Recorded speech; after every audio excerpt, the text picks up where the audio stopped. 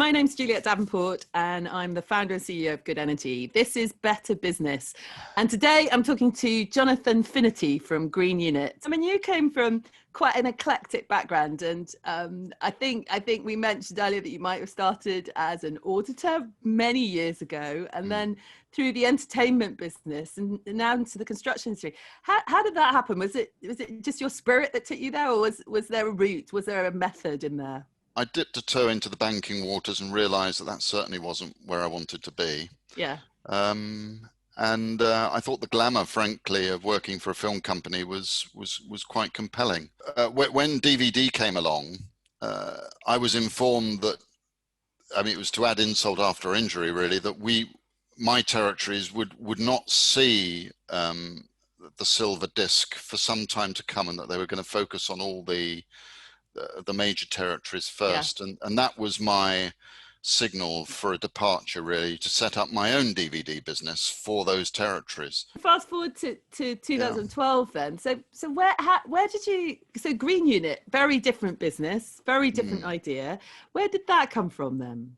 Well, I managed to sell that business I just mentioned to you, which was, that was a 10-year episode of overseas offices and, frankly, a disgraceful amount of carbon travel. Yeah. Had an office in LA, office in Bulgaria. We'd had offices in Dubai for a while, and I was very conscious of my disgraceful carbon footprint. Right. And the green issues were for me coming well into view at that stage. I know for the die-hard environmentalists, you know, they were predicting things way before then, but for me, it was something that I felt I had to address. And I, frankly, as the entrepreneur, I saw business opportunities as well in pursuing the green agenda. Yeah. It seemed so. I was looking for something that would fulfill that. Yeah. And it's just one of those chance meetings with the designer of the building. He's no longer with the company today, but back then it was a very exciting opportunity for me to explore the possibilities of low carbon living. So Jonathan, tell me about your target market. I would say essentially anybody that wants a green space that's beautiful and calm. Nature's not rectilinear, perpendicular. It's very organic, and so we mimic really a natural landscape. Yes. With our building. So and with that comes a great sense of calm, and so healthcare, so mental health consulting, palliative care. So we're doing work for the NHS at the moment. In fact, the building that we're about to ship is for we're coining it the respite arc, which is for stressed out NHS staff members. Oh wow! who need a refuge. Yes. In the education arena, classrooms, we are a bit more expensive than other models. Yeah. But equally,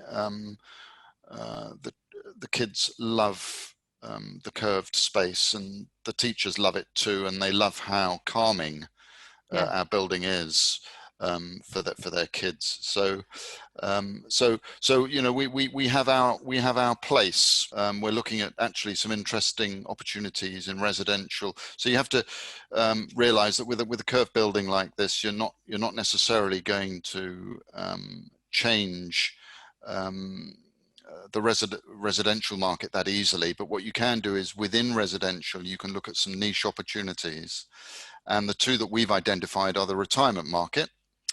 So curved buildings for people in their twilight years who still want excitement, and they want to be in a really beautiful space.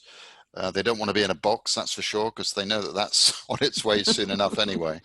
And actually, another exciting market is the airspace market, which is, let's say, low-rise urban development with flat roofs, so 3 or 4 stories, 5 maybe, flat roofs, and all that urban space that's currently not being used.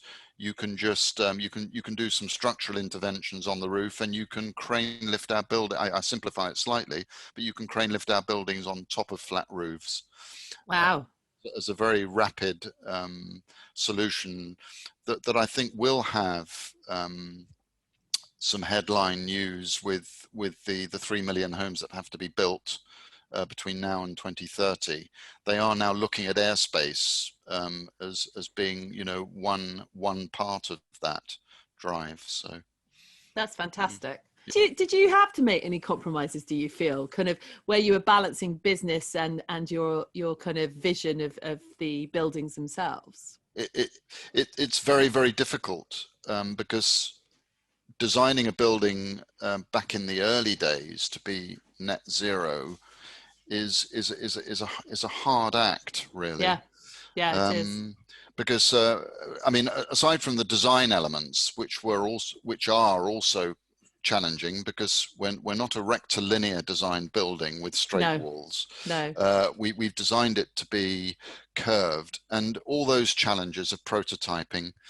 And then trying to, in the early days of building materials, not being really particularly focused on low carbon. So, you know, there was sheep's wool insulation back in 2012, but there wasn't really much else. Yeah. But today, actually, you know, you can see coming through much better products, but they're not necessarily cheaper than the alternatives, no. The more traditional alternatives. So coming back then to your question about that jarring of trying to develop a building that's never you know, that's never been seen before, and to make it as low carbon as possible. How do you make it so it's affordable? And it's really difficult, but I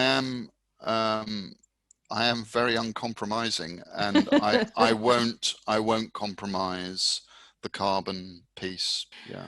And you talked a lot about the space and the curve and the calming and the mimicking of nature. Did you set out to do that? Was that part of your discovery journey? No, that was the day one. Right. That design was already there with the designer of the building. So we started knowing that we were on a curved building journey. It didn't evolve.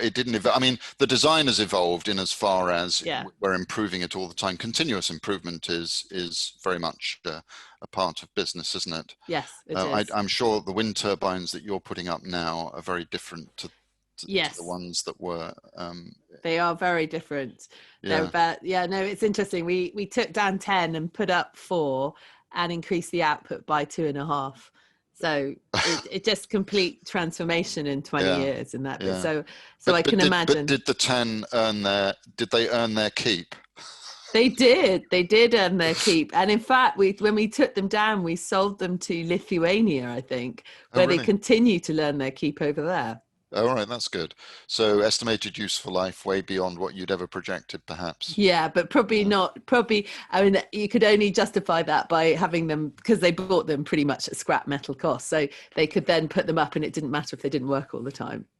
You'll be very pleased to hear, I was pleasantly surprised, having been a very loyal Good Energy customer domestically. Yes. And then when we got our first factory, I went in and just did Good Energy blind. I didn't really care about the fact that I was paying a premium, as I knew I was. Yeah. To have renewable energy.